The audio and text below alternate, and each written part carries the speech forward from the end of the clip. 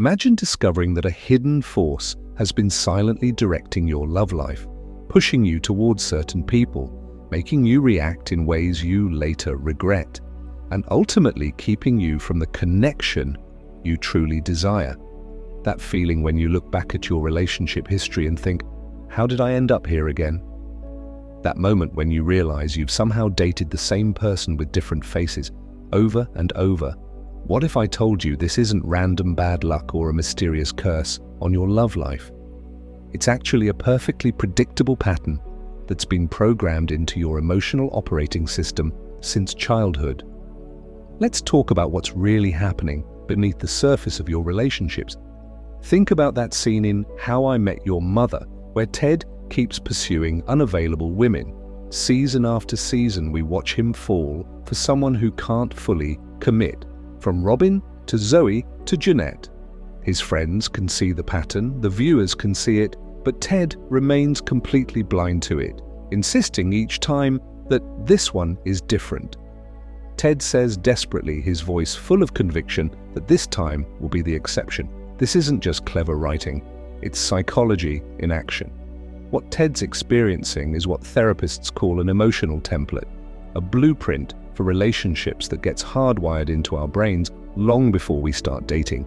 I remember watching this with a friend who suddenly paused the show, turned to me with wide eyes and said, "Oh my God, I'm Ted Mosby." She laughed nervously, recognizing herself in his pattern. Maybe you're having that same revelation right now. Let's explore how these invisible patterns actually form. Here's what happens. As children, we develop beliefs about love based on what we experience at home. If affection came with conditions, you learned that love must be earned. If attention was inconsistent, you learned that relationships are unpredictable and anxiety-producing. If caregivers were critical, you learned that being perfect was the only way to maintain connection.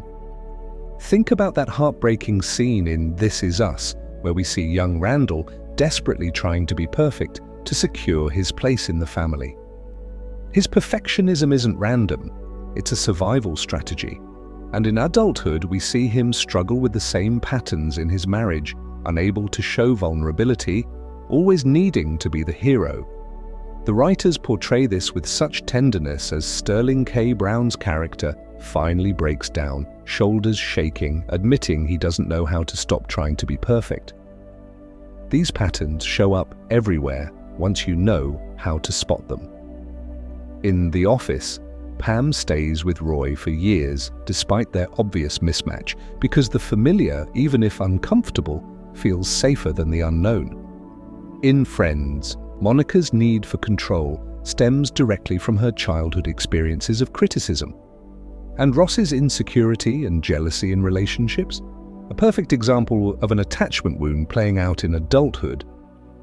Now for the part that might feel like someone just turned on the lights in a dark room. These patterns aren't just similar, they're predictable. Research in attachment theory shows that we can actually map these patterns into distinct categories. Maybe you're someone who falls hard and fast, then becomes anxious about abandonment, constantly checking phones and seeking reassurance. Or perhaps you're the person who keeps everyone at arm's length, valuing independence above all else, uncomfortable with too much closeness. The revelation isn't just that these patterns exist, it's that they follow such consistent rules that therapists can often predict exactly how someone will behave in relationships after learning about their childhood experiences. I remember watching Big Little Lies and seeing how perfectly they portrayed Celeste's struggle to leave her abusive relationship. It wasn't poor judgment keeping her there. It was an unconscious pattern established long before she met Perry. Nicole Kidman portrays this internal conflict with such rawness, her voice trembling as she tries to explain the inexplicable pull towards someone who hurts her. Here's where hope enters the story. Once you can name your pattern, you gain the power to change it. This isn't about blaming your past or your parents. It's about understanding the invisible forces that have been guiding your choices so you can make different ones. Think about the character development in Fleabag. In Season 1, she's trapped in self-destructive patterns using humor and sex to avoid genuine connection. But by season 2, we see her becoming aware of these patterns.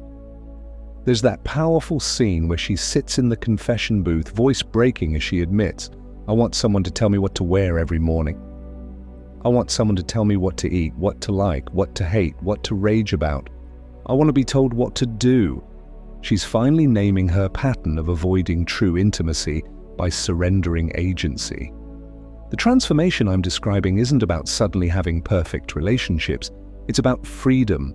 Freedom from the invisible puppet strings that have been pulling you toward the same disappointing endings again and again. Let me share a powerful exercise that can help you identify your core relationship pattern. Take a moment right now to think about your last 3 significant relationships, not the casual ones, but the ones that really mattered. Now, looking at these relationships, ask yourself, what emotion felt most familiar across all of them? Was it anxiety, loneliness even when you were together, walking on eggshells, or perhaps the thrill of emotional intensity and drama? Next, think about how these relationships ended, not the specific circumstances, but the emotional experience. Did you feel abandoned? Did you feel suffocated and needed to escape? Did you feel unseen? Now think back to your earliest experiences of love and family. Where do you see these same emotional themes? The answers might surprise you with their clarity. When my friend did this exercise, she sat quietly for a long moment, then whispered, "In every relationship, I felt like I had to earn love by being perfect, just like with my dad." The realization was both painful and freeing. Her voice carried that mix of sadness and revelation that comes with seeing a truth that was hidden in plain sight. This journey of understanding your relationship patterns isn't easy, but it's possibly the most important work you'll ever do. Because when we heal these patterns, we don't just change who we attract, we change how we experience love itself. If you're recognizing yourself in these patterns, know that you're not alone. And we all have these templates, these invisible forces guiding our love lives. The difference is that now you can see it, and what we can see, we can change. I'd love to hear which relationship patterns you've noticed in your own life. Share your insights in the comments below. Sometimes naming these patterns publicly is the first step toward breaking them. If you found value in understanding these hidden forces in relationships, consider subscribing to join our community. We're all uncovering these patterns together, and your experience might be exactly what someone else needs to hear. Thank you for journeying with me today. Remember, the most beautiful landscapes are often hidden beneath the surface. Keep exploring.